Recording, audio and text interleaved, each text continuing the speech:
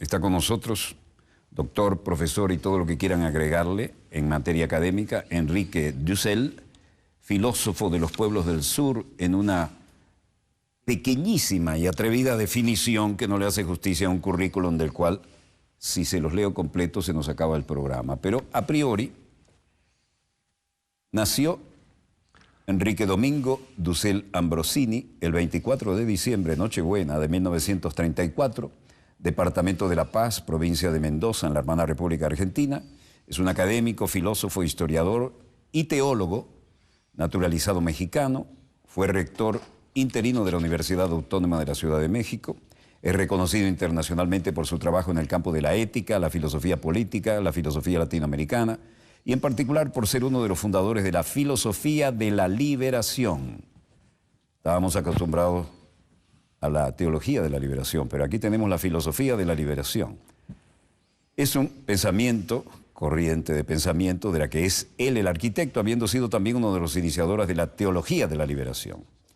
Ha mantenido diálogo con filósofos como, ajustense los cinturones, Karl Otto Appel, Gianni Battimo, Jürgen Habermas, Richard Rorty, Emmanuel Levinas y Adela Cortina. Su vasto conocimiento en filosofía, política, historia y religión, plasmado en más de 50 libros y más de 400 artículos, muchos de ellos traducidos a más de 6 idiomas, lo convierte en uno de los más prestigiados pensadores filosóficos del siglo XX y ha contribuido ciertamente a la construcción de una filosofía comprometida.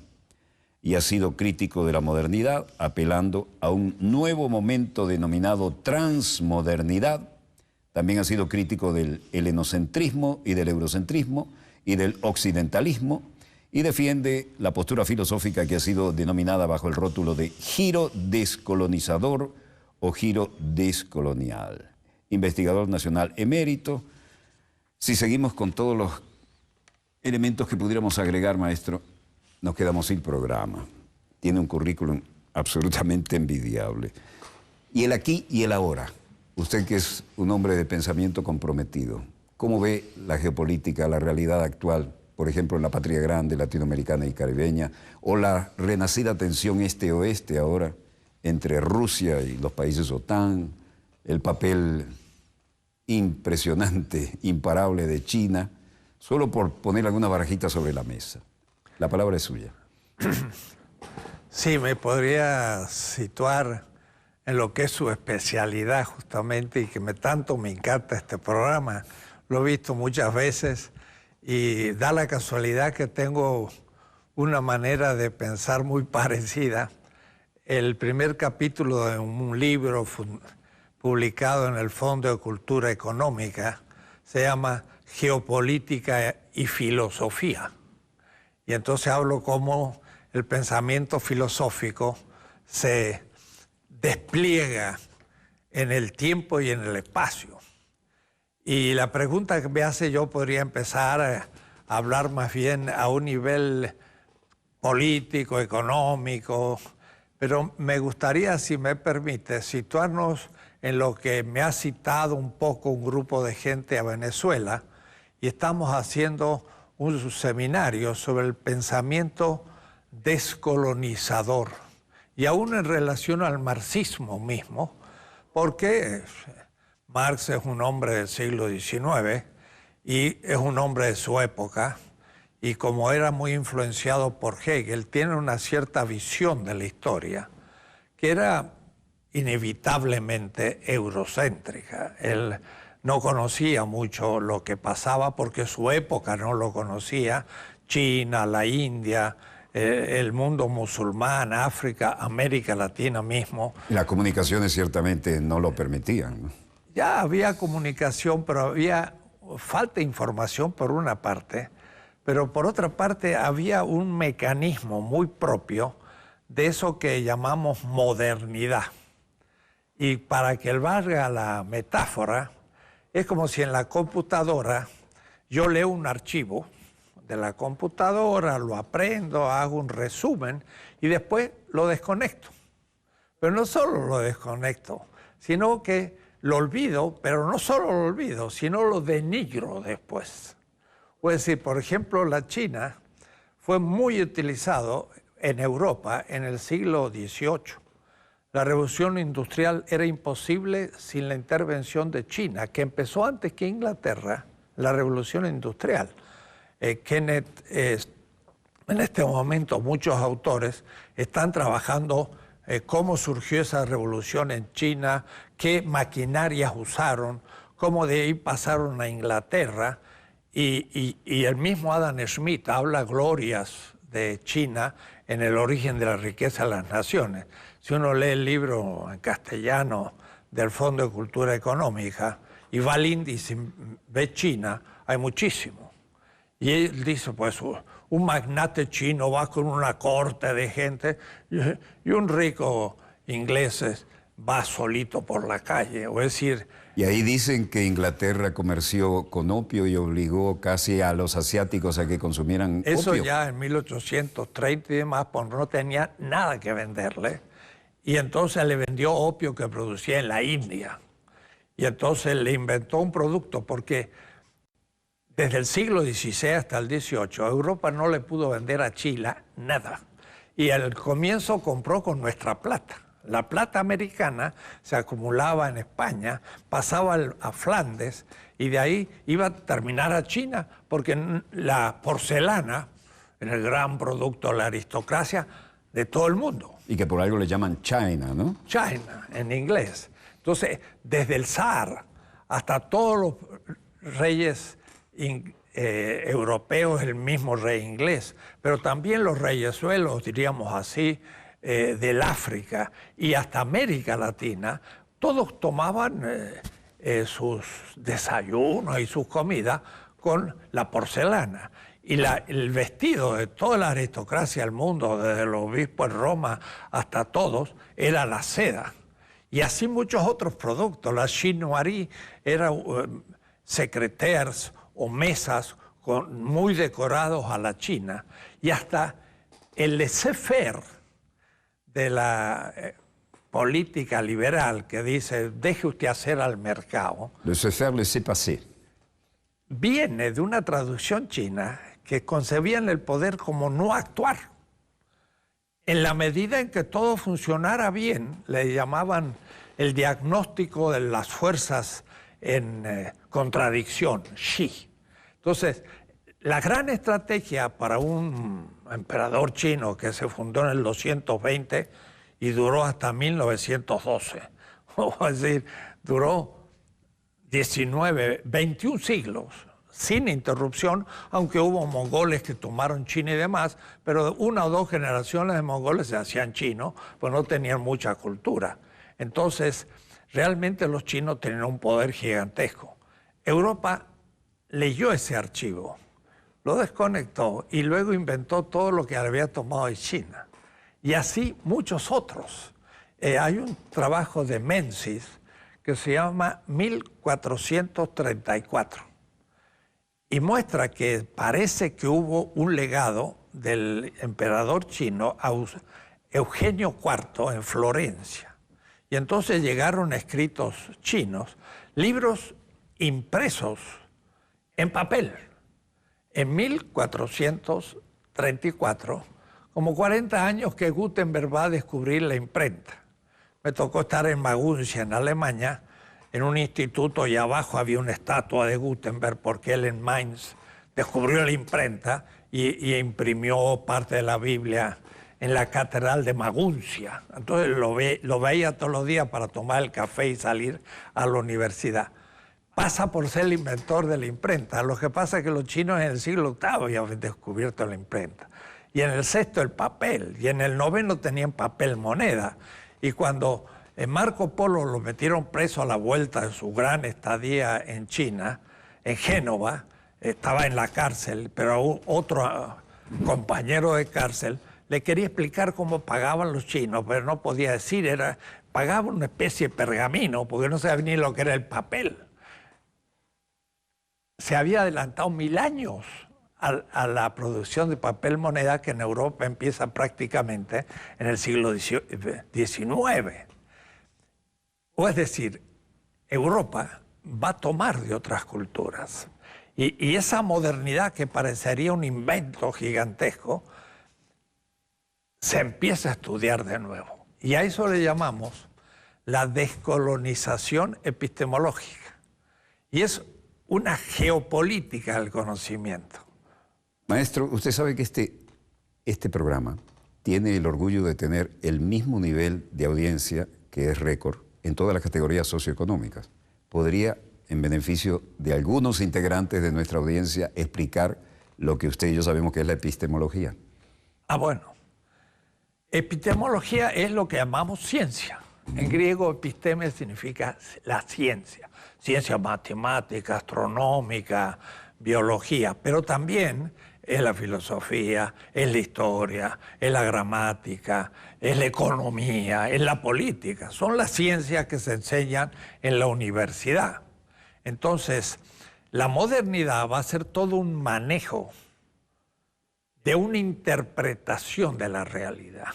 Y van a realmente, aunque parece tan extraño, inventar la historia que nosotros estudiamos en todos los colegios, primario, secundario, universitario.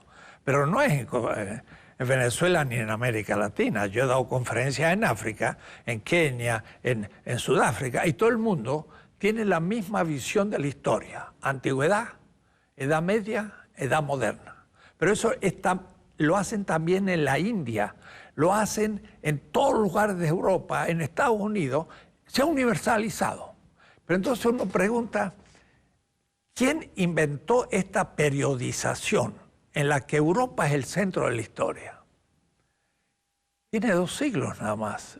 Lo inventaron los románticos alemanes al fin del siglo XVIII. Y Novalis tiene un texto que dice, nosotros inventamos la antigüedad. Uno dice, ¿cómo? No inventó. No, inventó el concepto de antigüedad. Ellos dicen, la civilización empieza por la China, pero es lo más infantil. O la libertad del emperador y los demás son todos obedientes. Pasa a la India, pasa a los persas, pasa a los griegos, a los romanos, la antigüedad. Pero la culminación de eso es la Edad Media. Y la Edad Media culmina en la modernidad. Y esa historia, que es una historia eurocéntrica, han logrado que lo estudie toda la gente en el mundo. En las universidades venezolanas, igual que las mexicanas, todos enseñan esa historia.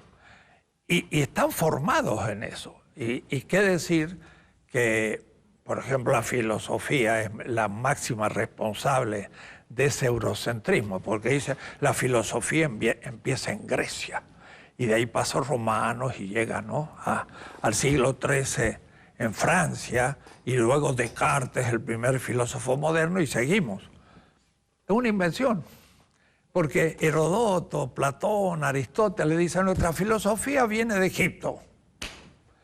Pero Egipto tenía ya expresiones filosóficas hace 50 siglos.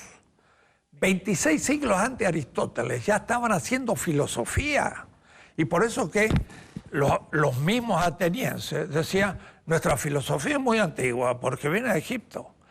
Atenas era una colonia de Sais, que era una ciudad egipcia. Y Palas Atenea, que era la diosa de Atenas, es la diosa de Sais, que era una ciudad egipcia, debo decir, de cultura negra. Es decir, los grandes faraones, Tutankamón y demás, eran negros, venían del sur del África.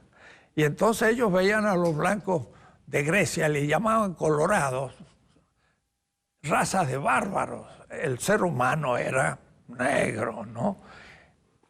Y tenemos que estudiar las cosas de otra manera. Pero lo más interesante es que la modernidad, que es nuestro problema, porque le hemos sufrido, ¿cómo comienza?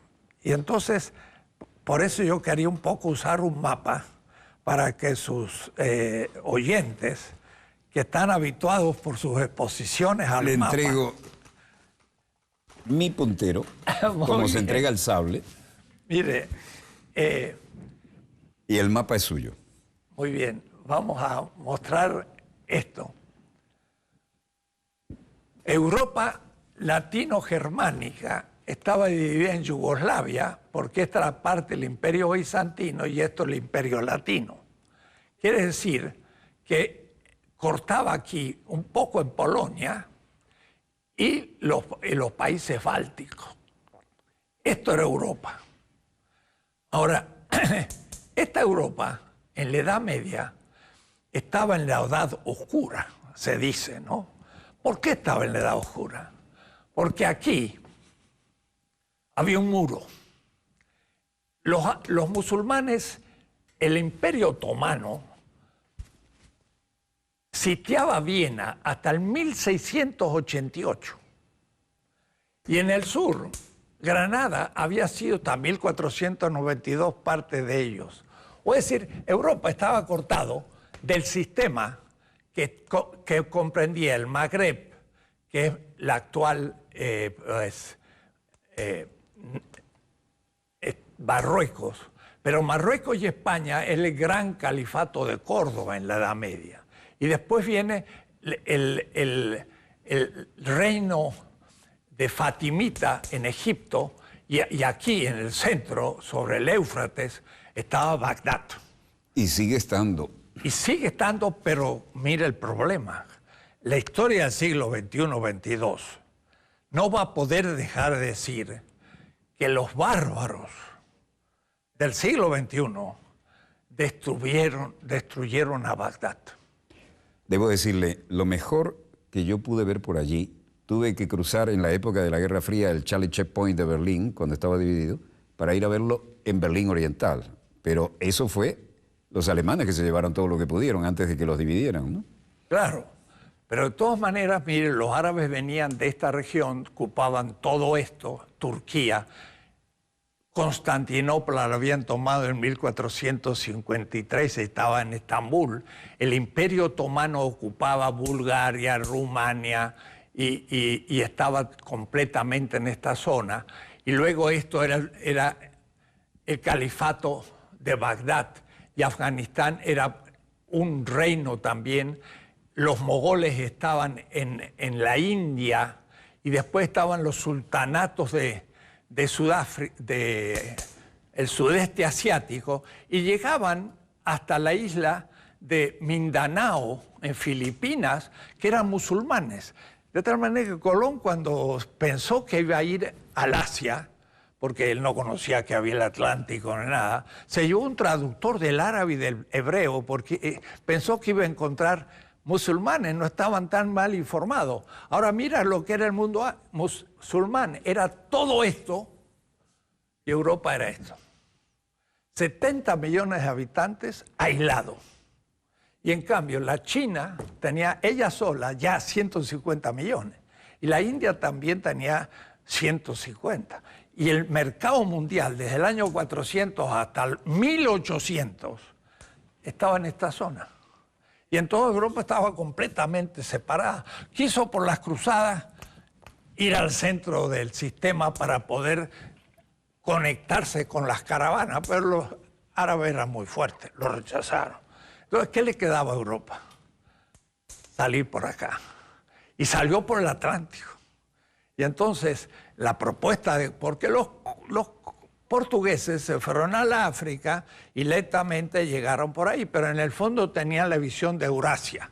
Pero Colón le cayó en manos unos mapas venecianos que Malte Müller después va a dibujar cartográficamente en 1506, donde había un error, porque América del Sur estaba dibujada al sur de la China. Era la cuarta península arábiga, pero hay dibujos de 1487. Entonces, había una península acá que le llamaban la península del dragón, porque esto tenía la forma como un dragón, y los chinos lo conocían. La segunda península era el sudeste asiático, la India y la Arabia Saudita. Entonces, Colón convence al fin a los reyes católicos que en enero conquistaron Granada, y en marzo, ya liberados un poco de luchar contra los musulmanes, le dan el permiso para ir a unas islas perdidas del mar Océano, pero no perdían nada porque le dieron 3 carabelas de segunda categoría. Total, si este se moría en el océano, no habían perdido. Lo cierto es que él llega acá y en un casi récord llega a las Bahamas. Pero lo más interesante que Colón escribe en el diario a bordo: estoy cerca de las tierras del Gran Khan. Y el Gran Khan eran todos los reinos de la Siberia. Entonces él creía que había llegado acá a la China. Pero eso en el primer viaje. En el cuarto viaje, 1503, llegó a Panamá. Y los indígenas le hicieron del otro lado de un mar. Entonces le puso el Mar del Sur y escribió: estamos a 10 días de navegación del Ganges. Es decir, él creía que estaba en la península aquí y en 10 días iba a llegar a la India. Y estaba en Panamá. Américo Vespucci dice que salió en nombre de Portugal y dijo un nuevo mundo. Pero salió a las 4 penínsulas y llegó al Brasil, se fue para abajo, pasó el Ecuador y esto era más grande de lo que pensaba. Y llegó hasta la Patagonia y vio las huellas de los indios que se ponían cueros en los pies y dijo: estos son los gigantes. Y dijo un nuevo mundo, pero no era América todavía. Lo cierto es que la pequeña Europa, de pronto en un siglo, multiplica por 3 su territorio y tiene millones de indígenas, los que quedan después de la devastación, que trabaja para Europa. El mundo árabe, China, la India, no tiene estos recursos nuevos. Y después, en 1546, descubren grandes minas de plata. La más grande de todo en Potosí, en Bolivia. 20.000 toneladas de plata en el siglo XVI. Esto devalúa la plata en todo el mundo. Entonces, cuando yo voy a los árabes, les digo: ustedes, el siglo XVI, ¿qué les pasó? No saben lo que les pasó. ¿Qué pasó? ¿Por qué desapareció el mundo árabe? Le digo: mire, simplemente, los árabes eran el centro del mundo antes. Ahora los océanos son el centro del mundo, ustedes han quedado rodeados adentro. Además, la moneda que tenía se devaluó. Entonces tenían 10 monedas en el 1500 y en el 1600 valía una. América Latina explica la decadencia del mundo árabe. No lo habían pensado, pero es notable. Además, yo les digo a los árabes: ¿cómo ustedes no descubrieron América, que los tenían a un paso? No se explican. O es decir, hay ciertas preguntas que nunca lo han pensado. Esta expansión de Europa a América es el comienzo de la modernidad. Esta Europa subdesarrollada, periférica del gran continente euroasiático, fuera de las caravanas, científicamente en cero. En Bagdad estaba el centro de la sabiduría, la matemática. Nosotros usamos los números árabes. La gente dice: ¿por qué le pusieron árabe? Porque en Bagdad había la gran escuela matemática, eran aristotélicos. Alepo, Trípoli, no sale Alepo. Lo están bombardeando hoy. En el siglo VIII, Aristóteles llegó a Alepo, traducido del griego al árabe, y ahí empezó Aristóteles a funcionar en Alepo, que era el mundo árabe. Era el pensamiento científico, matemático, astronómico. Y entonces aquella cultura era el centro de la historia, pero se conectará después con China y la China tomará el relevo. Europa estaba fuera del sistema. Pero ahora, con nosotros, colonial, va a surgir la modernidad. Entonces, nuestra hipótesis de trabajo está revolucionando el pensamiento porque nunca se había planteado así. Es una red que hay latinos en Estados Unidos, en Berkeley, en Duke, latinos, que hay mucha gente en América Latina, pero también en Europa, y ahora se expande por el África. En 3 semanas tengo que ir a Delhi, están leyendo nuestras cosas. Grossfogel, pues hicimos hace 2 meses un seminario sobre descolonización del pensamiento, ¿no? En Pretoria, en Sudáfrica. ¿Y por qué en Pretoria? Y la Universidad de Pretoria estaba en huelga. ¿Sabe para qué? Para descolonizar la universidad en África. O es decir, había tomado el tema latinoamericano en África. ¿Sabe por qué? Porque, claro, en Sudáfrica estaba el apartheid y todo esto. El pobre Mandela estuvo 27 años preso. Salió un hombre extraordinario, reorganizó el país y toda la élite política es afro. Pero todo el mundo económico, el Boers, es blanco. Y los Boers tienen pueblo, además la bomba atómica. Además, y el pueblo es afro-negro. Y esos estudiantes están estudiando una visión europea de su propia historia.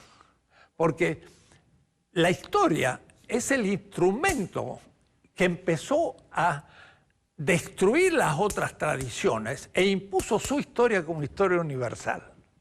Y entonces, hasta a través del marxismo. Porque la revolución marxista de Mao en China, aunque la verdad que él conocía a Wang Yanmin, que era un confuciano, y muchas veces decía Marx, pero lo que decía era Wang Yanmin, porque era un maestro de escuela, pero que sabía su tradición. Sin embargo, modernizan China y creen que todo lo anterior es burgués. Y la revolución cultural destruye el pasado. Y entonces la China, que había sido un esplendor durante 20 siglos, de pronto se quedó sin historia.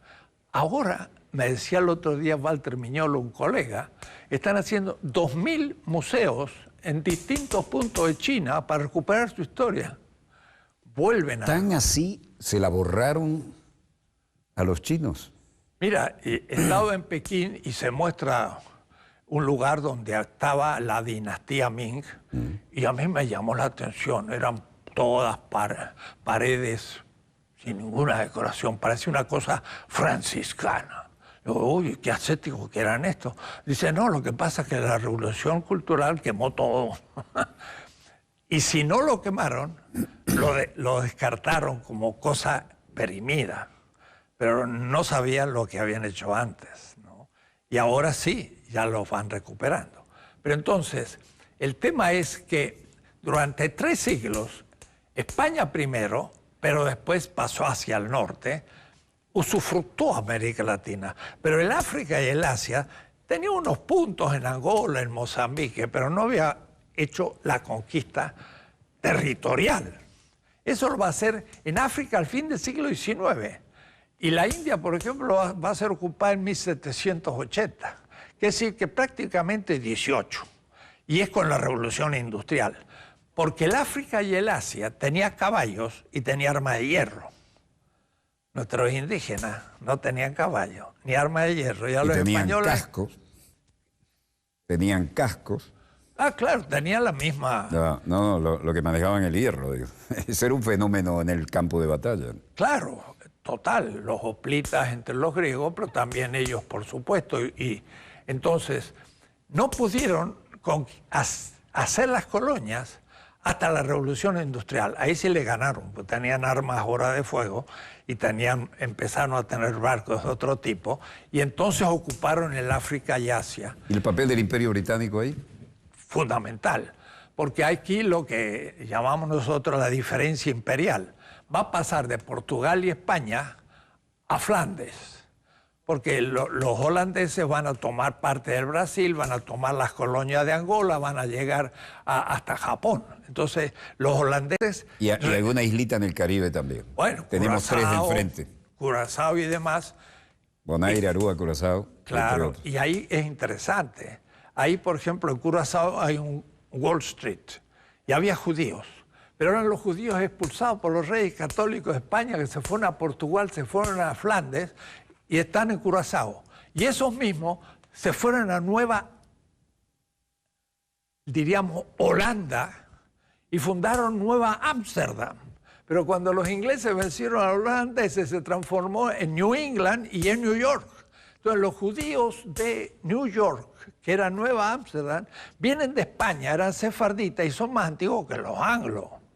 Ahora, claro, los judíos también es un clan comercial que tiene 25 más 30 siglos, que empieza desde el exilio de Babilonia y se va extendiendo, ¿no? Es toda una cultura que no sé por qué no se subraya suficiente en los textos modernos. ¿Qué pasó ahí? ¿Cuál es su opinión? ¿Cuál? La influencia del pueblo judío en todo esto y sus intereses.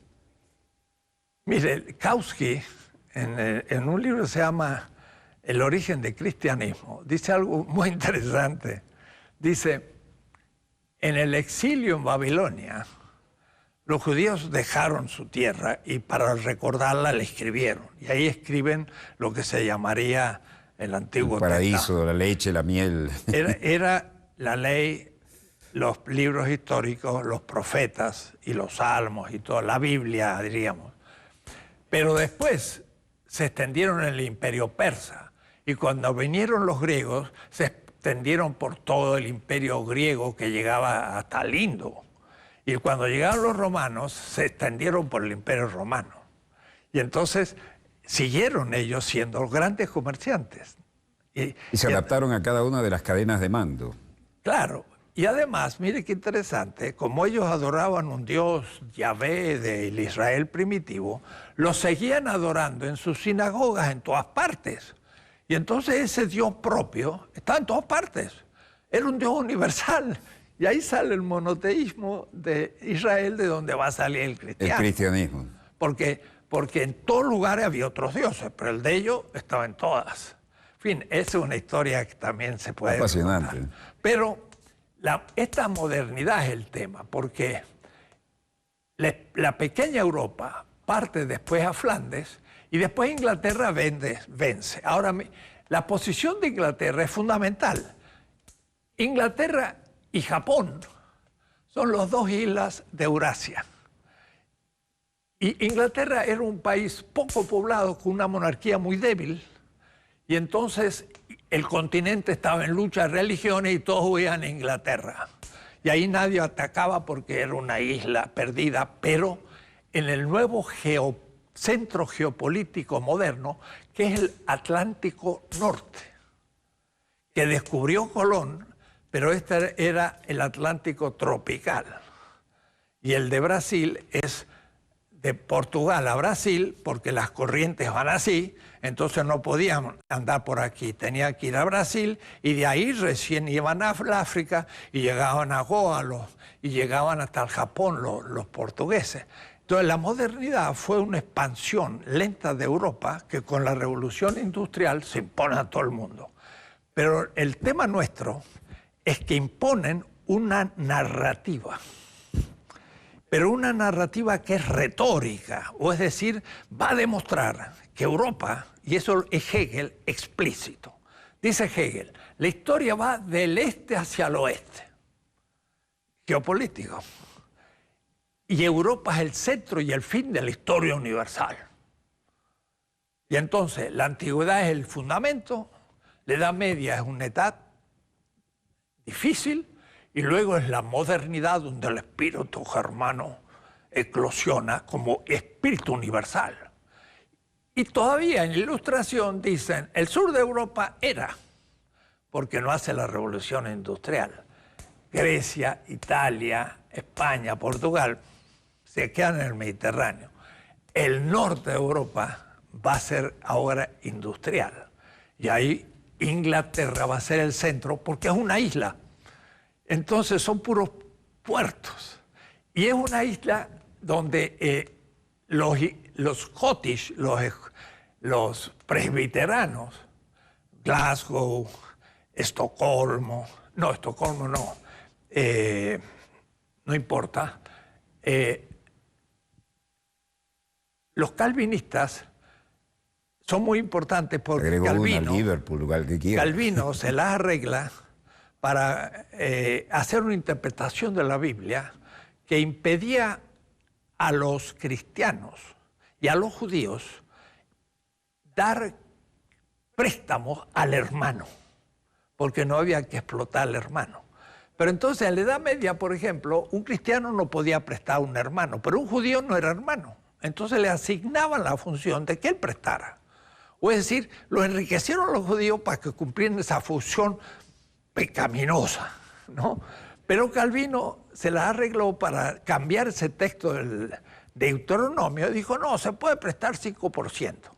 Y con esta variación, ya el cristianismo podía empezar a prestar dinero y ya podía empezarse a coordinar con el capitalismo. Pero no es extraño que Adam Smith es un calvinista y es el que escribe el primer libro de economía clásica. Y entonces es un cristianismo que se adecua al capitalismo, o más, es un cristianismo que inventa la teoría capitalista como Adam Smith. Pero eso se cumple en Inglaterra. Inglaterra, desde Cromwell, logra hacer una revolución porque el Estado inglés era muy débil. Entonces la burguesía tomó el poder siendo minoría. El mundo era feudal, pero desde el Estado impusieron el capitalismo en Inglaterra, se desarrolló, y eso duró hasta la Segunda Guerra Mundial, que va a venir Estados Unidos, que va a ser el nueva etapa. Pero entonces esta modernidad es para nosotros el problema, que tiene un discurso histórico, científico y demás, que tapa a todos. En la historia hegeliana, América Latina no entra, estamos fuera de la historia. Porque el sur de Europa queda descalificado. ¿Y qué decir las colonias del sur de Europa? Peor todavía, somos colonia de algo que desapareció de la historia. Entonces, decir que España era un país moderno en el siglo XVI, el más importante de Europa, nadie lo cree. Pero fueron los españoles con la plata de Potosí y de Zacatecas que pagaron una gran escuadra y aquí, ahí en Sicilia, cerca de Catania, vencieron a los turcos en Lepanto. Y yo estaba ahí, había unas cosas, decía 1571, Lepanto. Yo digo, hacha, descubrieron en Potosí 1546. 25 años después pudieron hacer una escuadra, ya tenían plata y liquidaron a los turcos en el Mediterráneo. Y entonces la modernidad es nuestro problema, porque hoy en Venezuela, en México, en Argentina, en América Latina, toda la élite blanca es eurocéntrica. Y esa visión de la historia, esa visión de la filosofía, de la ciencia, es la propia. Y creen que es de ellos y nuestra. Entonces nuestros estudiantes quieren ir a Europa o a Estados Unidos para sacar doctorados, vuelven, ganan concursos y cada uno compite a ver quién es más eurocéntrico que el otro y no conocen nada de América Latina. Ese es un temazo, perdóneme la expresión. Quisiera que usted con su autoridad académica abundara en ese tema. Ese desarraigo intelectual, esa orientación que va negando las propias raíces. Es tremendo, porque en nuestra universidad, y por eso en Venezuela, gran parte de la gente que no entiende lo que puede significar una liberación de un pueblo, que es despreciado por un cierto racismo blanco, por un cierto machismo también, que es también colonial, pero sobre todo es intelectual, porque nosotros hoy damos becas para ir a Europa. Estudian allá, sacan un doctorado, vuelven y hacen un concurso.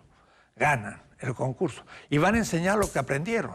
Van a enseñar lo que dice Kant. Pero Kant vivió en Königsberg, aquí se llama Kaliningrado, que era parte de Lituania y ahora es Rusia. Pues si vivía en el Báltico. Para entender el mundo de Kant hay que reconstruir muchas cosas. Porque hay que ir al siglo XVIII del Báltico. De paso, mire, el próximo año, 2017, va a ser 500 aniversario de la Reforma Luterana. Y Lutero puso las 95 tesis en Wittenberg. Y yo di una conferencia como a 50 teólogos alemanes, norteamericanos de Yale y brasileños, donde hay muchos luteranos, y les hice una historia. Y entonces les dije, miren, si no se hubiese descubierto el Atlántico y América, Lutero hubiese sido un heresiarca de segundo en Europa sin significación. Me miraron. Digo, el norte de Europa no se podía separar de Roma, porque después de aquí estaba la nada, estaban los osos polares. Entonces, o se comunicaban con Roma o quedaban fuera del mundo. Entonces, todo el comercio iba a Italia, que era como la penetración en el Mediterráneo, Amalfi, Génova, Venecia, y estos iban hasta Antioquía, y de ahí salían las caravanas por la ruta de la seda hasta llegar a China. Entonces, el Mediterráneo era el centro de Europa, el sur. Y había una iglesia muy poderosa. Mira lo que voy a decir ahora. Cuando se descubre el Atlántico, el Báltico se conecta al centro geopolítico. No necesita Roma. El norte de Europa dice no necesita Europa y se hace luterana. Pero entonces, mire, surge algo que nadie lo piensa. Surge la Iglesia Católica. La Iglesia Católica no es la medieval. Es una iglesia moderna, se funda en Trento. Se funda en el Concilio de Trento. Trento, 1560. Y la funda...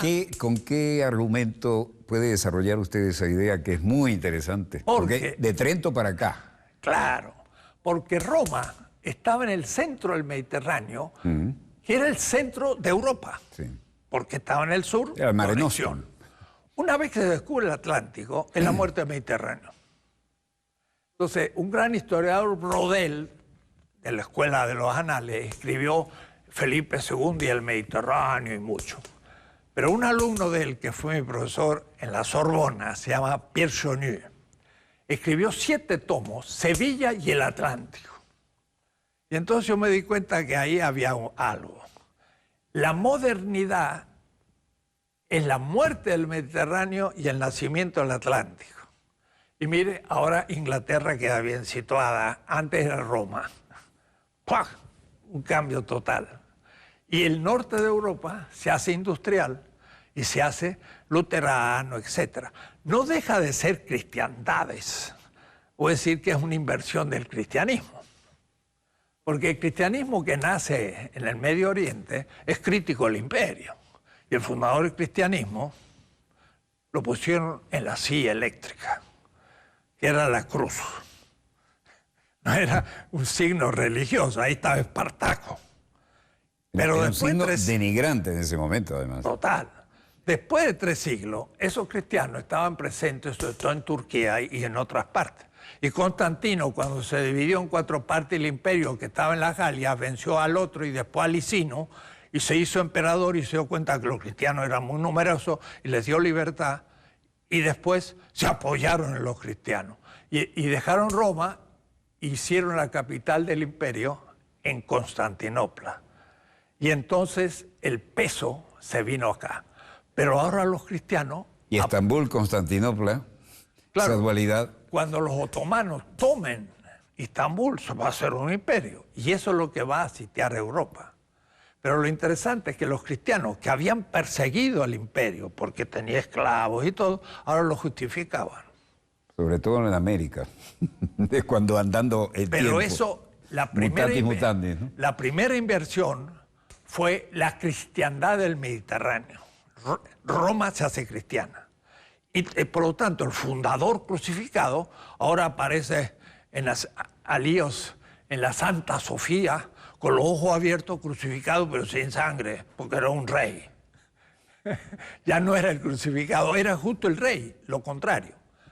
Pero esa es la primera inversión, que se llama la cristiandad, o decir, el cristianismo se invierte. Con España va a haber la segunda inversión, porque ese cristianismo, de todas maneras, que va a ser avasallado por los árabes, porque les va a quitar todo el norte de Europa, de África y toda esta parte, se va a quedar arrinconado. Con América, entonces justamente hace una segunda inversión. ya no es solamente el cristiano el que apoya a un Estado, sino que apoya a un imperio con colonias. Y nosotros somos una contradicción, porque somos colonias de un imperio que es cristiano, pero también somos cristianos, pero de segunda. Ya no se entiende nada. Y yo digo siempre... Hay que además ser de segunda es la negación del cristianismo. En un indígena de Chile, un misionero, predicaba cosas, entonces puso una crucifixión, pintó, entonces puso en la cruz a un indio. Y el soldado era español. Entonces el misionero dice, no, pero sí, Jesús no era indio. Y le dice, usted me dijo que Jesús era inocente y era un hombre bueno y luchaba por la gente. Es un indio. Y usted me dijo que eran los soldados romanos que mataron al justo, si nos están matando a nosotros. O es decir, ese entendió el cristianismo, pero tenía entonces que invertir la cosa de nuevo. Extrapoló perfecto. Claro, bueno, pero entonces, para nosotros el tema es descolonizar la interpretación de la historia y de la filosofía, por ejemplo. Porque Hegel, en 1818 al 31, cuando es profesor en Berlín, hace una visión de Europa y una visión de la filosofía, que es el primero, en que Europa queda como centro y fin de la historia. Y eso se lo cree todo el mundo, y aún aquellos que están en contra de Europa, cuya aspiración es llegar a ser como Europa para vencer a Europa. La misma Unión Soviética, el zarismo, era una Europa periférica, cuyo ideal era superar a Europa. Y muchas veces los líderes de la Unión Soviética decían, vamos a superar a Europa. Ese era el ideal. Pues entonces quiere decir que ya habían asimilado a la modernidad y eran modernos porque estaban funcionando según ese mito de la modernidad. Bueno, llegaron hasta la mitad de Berlín, ¿no? Claro, entonces es un tema novedosísimo. Sí, señor. Y que interesa a todo el mundo, porque todos fueron negados en su historia y sufrieron un colonialismo. La China no fue colonia militar, y sí en parte, porque tuvo Japón y tuvo Francia y tuvo también, pero era inmenso y resistió. Pero sí fue colonizado epistemológicamente, es decir, científica, universitariamente. Y nuestros profesores, después de estudiar en Europa, vienen y... Pero si un estudiante quiere empezar a estudiar la historia propia y llega a querer hacer un doctorado, dice, yo quiero hacer un doctorado sobre un pensador colombiano o venezolano. Entonces los profesores dicen, pues no hay ningún especialista, no puede hacerlo. Tiene que hacerlo sobre un autor norteamericano o europeo porque tenemos especialistas. Entonces no se puede formar. Y si no se puede formar ahí, ¿dónde se va a formar? ¿Quién va a recuperar nuestra historia? ¿Y quién va a hacer una historia que nos permita desarrollarnos ante este enorme peso de esto que llamaríamos geopolítica del conocimiento? ¿Se da cuenta? Es dominador no a nivel económico, no a nivel militar. Por supuesto que Estados Unidos es el poder militar y nosotros no podemos hacer nada. No a un nivel, pero a un nivel teórico, científico, también nos dominan. ¿Qué papel juegan los modernos medios de comunicación que son masivos e internacionales?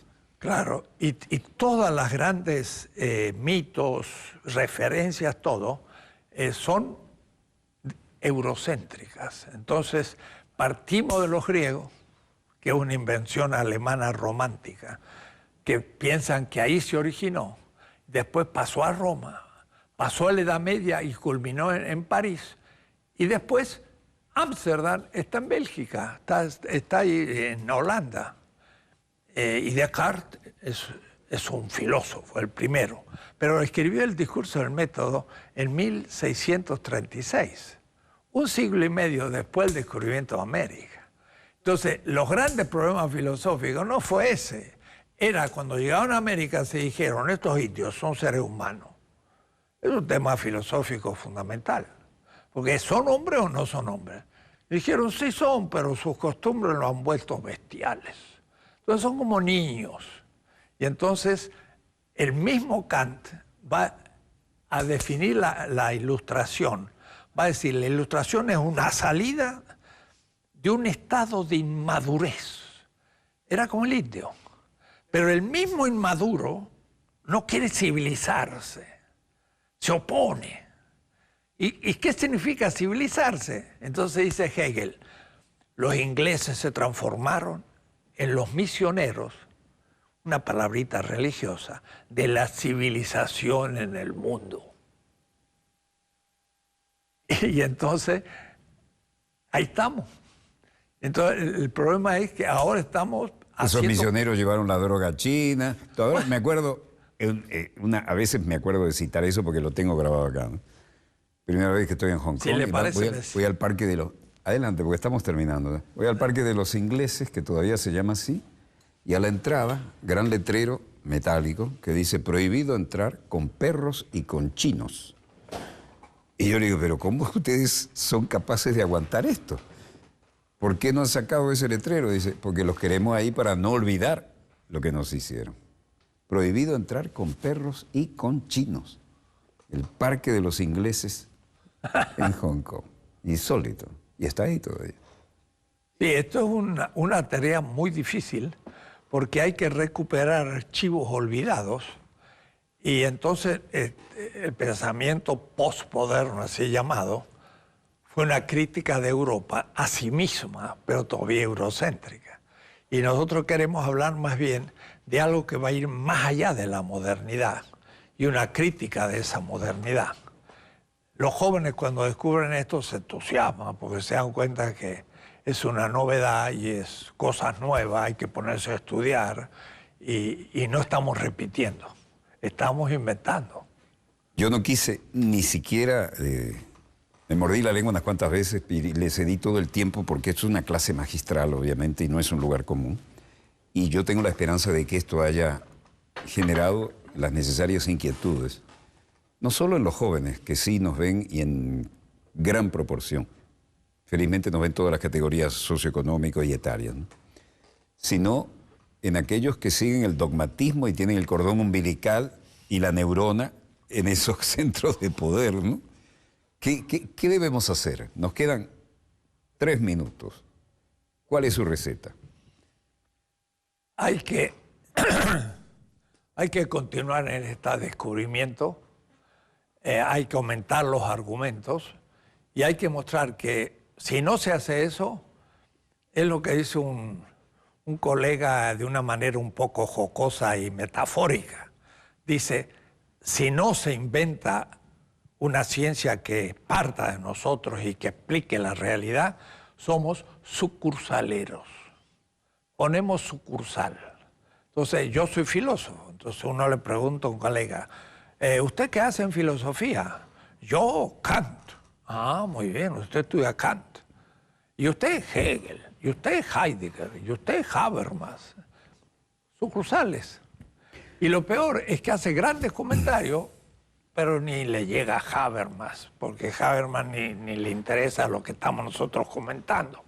Pero si nosotros le hacemos una crítica a Habermas, mostrando su eurocentrismo y cómo lo que dice vale para Alemania y Estados Unidos y nada más, y lo que él dice en Kenia ni puede ir porque ni le entienden, entonces ya el Habermas dice, ¿qué pasó? Entonces, para que nos respeten, tenemos que primero respetarnos. Hay una frase de una hermana república, de la familia, de la patria grande latinoamericana y caribeña, que uno de sus líderes dijo, o inventamos o erramos. Exacto, exacto. O inventamos o erramos. Sí, sí. Y después de esa clase magistral es magnífico. Geopolítica del conocimiento, pero también creación de conocimiento. Porque entonces tenemos todo por investigar y por empezar a ver de otra manera. Ahora, esta pequeña exposición la he hecho en muchas partes. Y le digo que produce un efecto. Lo he dado como en 20 universidades alemanas. En el 92 estuve un semestre, me invitaron a muchísimos lados. ¿20 universidades de? Alemania. De Alemania. Fue un terremoto. También lo he hecho en París, lo he hecho en España, he sido profesor en Harvard, en Duke, en muchas partes. Pero a los profesores, no a los alumnos, se quedan calladitos. Como diciendo... Nos cambiaron el libreto. Todo lo que estudié para tener la cátedra y ahora me cambiaron. Pero por eso no lo aceptan, porque como su poder se basa en ese conocimiento, si lo ponen en cuestión, como son autoritarios, no lo quieren aflojar. Si fueran investigadores, estarían felices que encuentran una nueva posibilidad de investigar lo nuevo. Pero muchos son burócratas. No se oxigenan. Y la mayoría. Maestro Enrique Dussel, una clase inolvidable. Quiero decirle que me siento muy orgulloso de haberlo tenido en Dossier y no es un lugar común. Cada vez que usted venga por acá, tiene el grato compromiso ineludible de venir a darnos otra clase magistral. Muchas gracias. A usted. Donde quiera que se encuentren de ese lado del receptor, muchas gracias por habernos permitido estar aquí con ustedes. No tengo la menor duda de que han disfrutado plenamente de este dossier. Nunca me vieron hablar tan poco y nunca he disfrutado tanto como ustedes porque me puse de ese lado del receptor para absorber como una esponja esta gigantesca mina de conocimiento. Hasta el próximo programa, donde quiera que se encuentren de ese lado del receptor. Les habló Walter Martínez. Disponga usted de las cámaras, señor director.